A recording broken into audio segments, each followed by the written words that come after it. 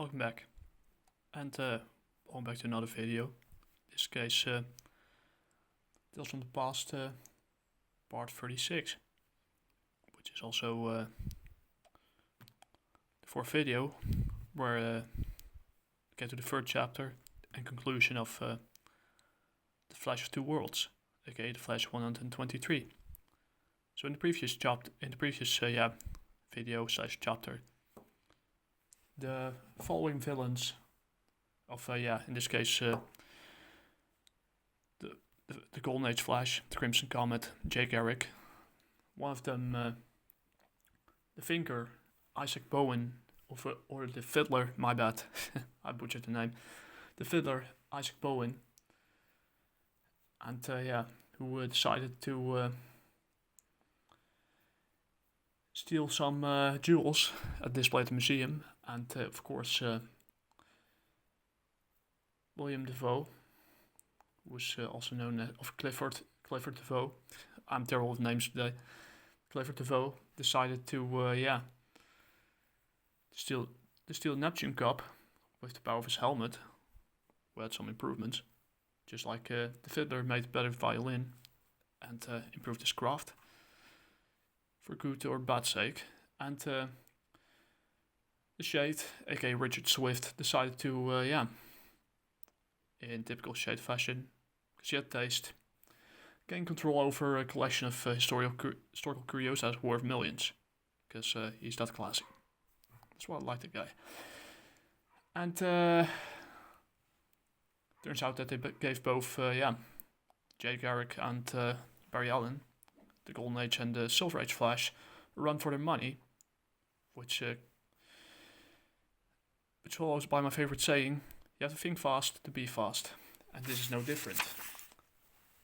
And without further ado, let's get further into the breakdown, because in this issue, Jay and Barry were both humiliated by the criminal masterminds, decided to compare notes and work together to tackle the third and final villain of this story, the Fiddler.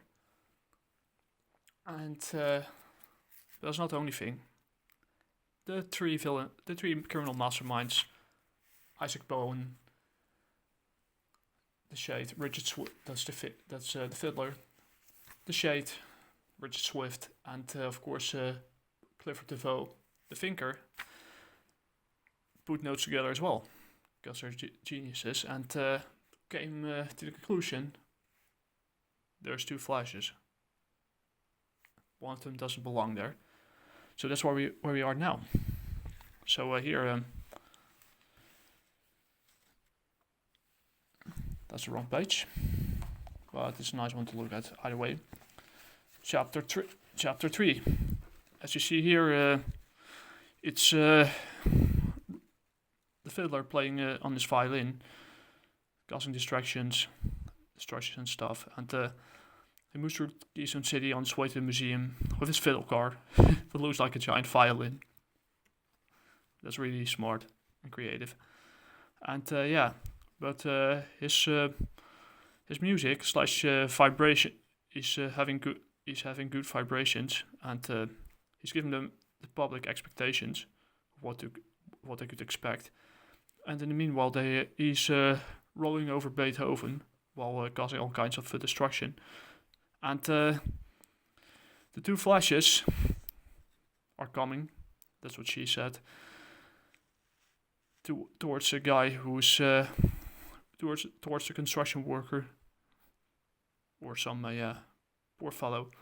And they decide to, because there's a metal girder falling on his face. We're about to fall on him.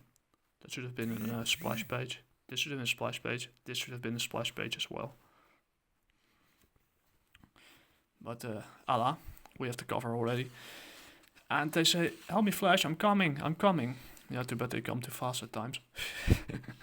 I'm terrible with jokes today, and I don't even have alcohol, and it's not even time for a weekend.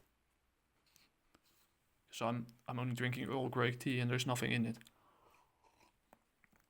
So Jay Garrick saves the day.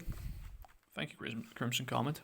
Barry absolutely didn't do anything, but I do like the details they put into this. It's kind of creative, really 60s style type of art. But the most important part is the writing. So, Barry, by creating a powerful updraft, he puts the girder back into the position where it came from, and the construction worker or the guy tells him that the girder fell when strange music like from a violin was heard. I sprained my ankle, and when I ran to get out of its way, and I couldn't move, so they basically saved his life. Fine music, and they come to the conclusion that it's the Fiddler, aka Isaac Bowen. Nice name, by the way. That could do strange tricks. Because he was rolling over Beethoven, and he almost squashed this guy like a buck. So he couldn't roll over anymore. Once more of the twin thunderbolts hurtle into action as they trail a series of odd accidents to the Keystone City Museum. There's his Fiddler car. It's a giant violin. I find that genius. That small detail. They don't make them like this anymore. Vibrating in unison, the scarred speedsters catapult forward into the Keystone City Museum, and it's not just filling around here for the love of it, that's for sure. That's what she said, I know. That's Joan. Meanwhile, at the Crook's secret hideaway, you should have seen the Flash trying to sketch those mental images of me. Basically, Clifford DeVoe and Richard Swift are discussing how they humiliated him. That they should have changed so much since we last saw him. He looked younger. Wore a different costume. You wore the same one, and he looked the same as always to me. A little slower, somewhat older. Wait, there's only one answer. There must now be two Flashes, and if that's the case, the Fiddler may be in double trouble.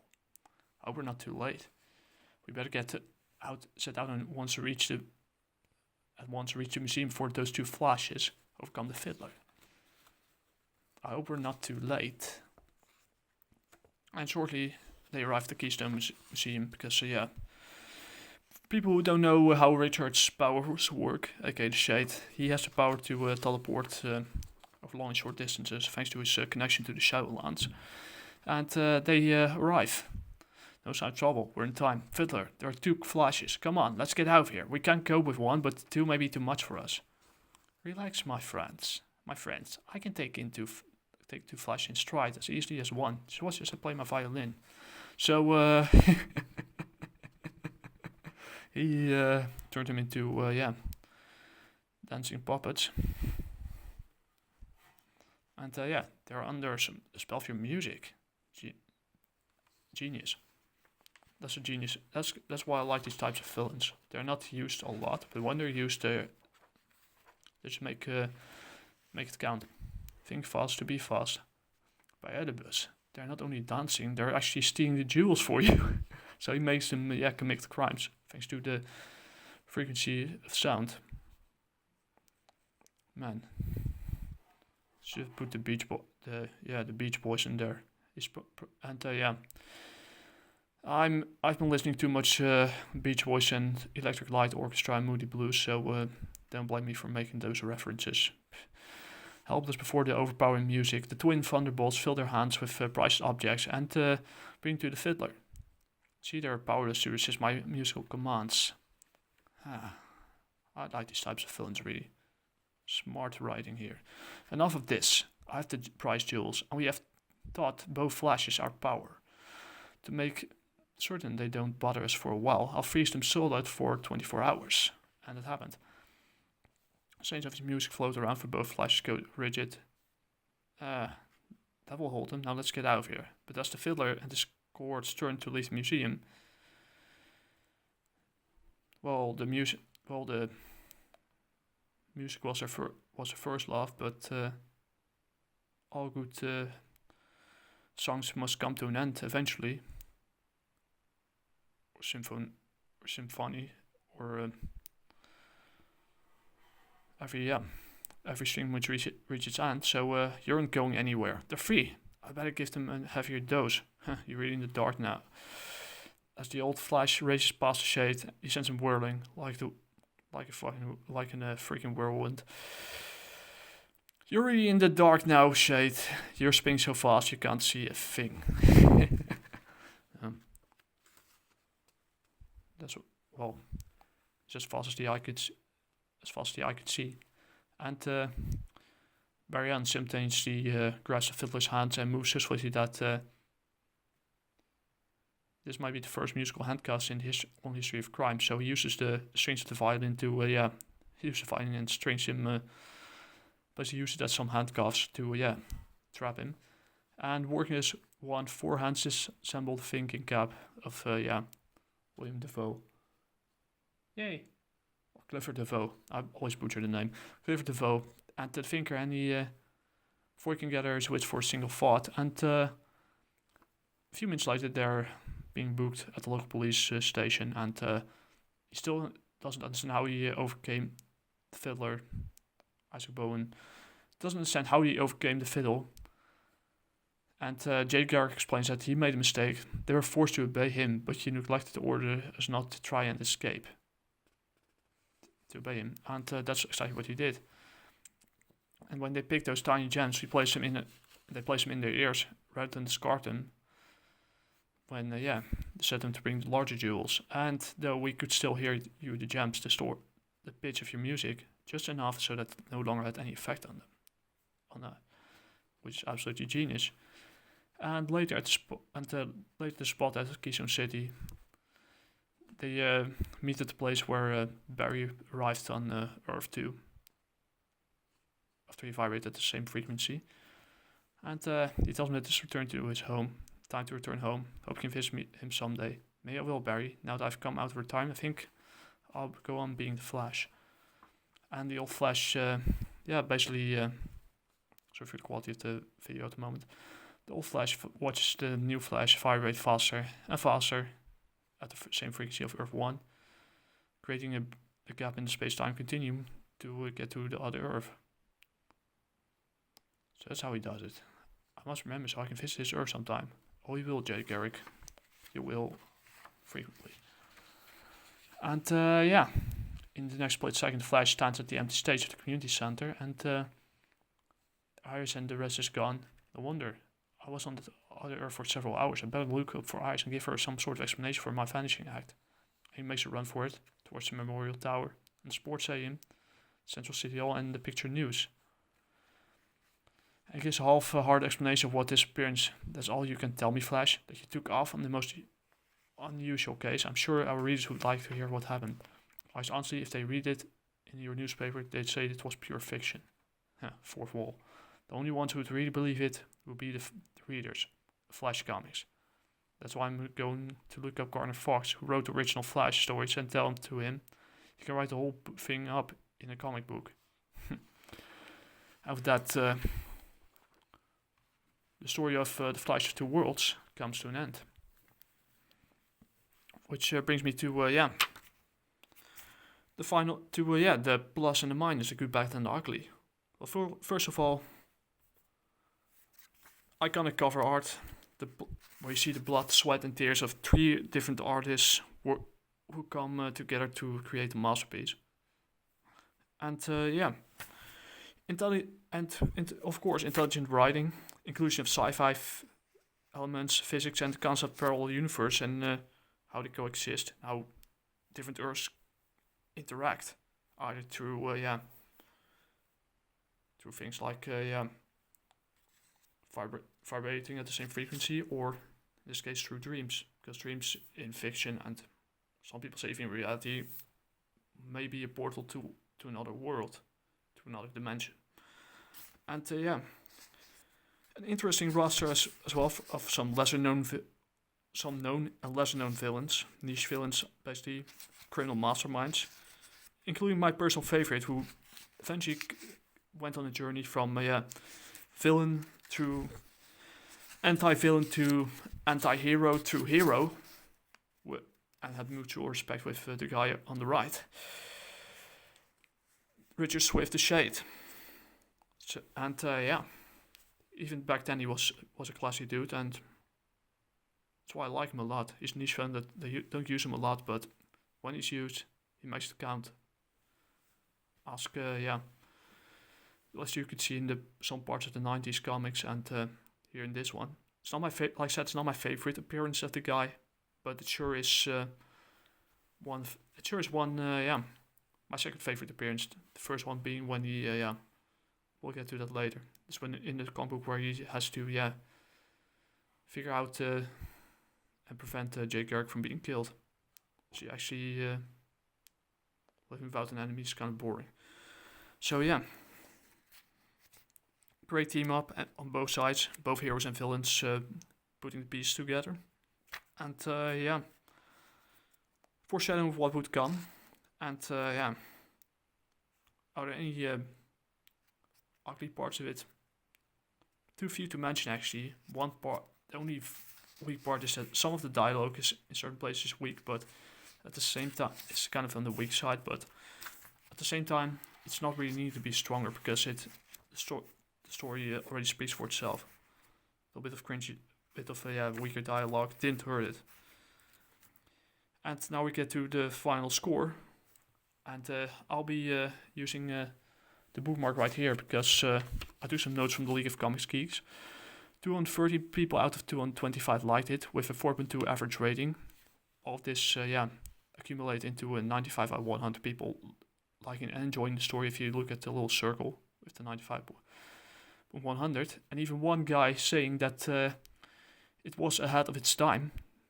At that time, it was because the concept of the multiverse was barely used up to this point.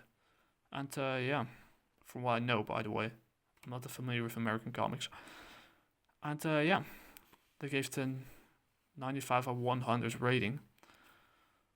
I didn't give it as high, but I did make a pretty close, gave it a pretty close final score, and that's 90 out of 100.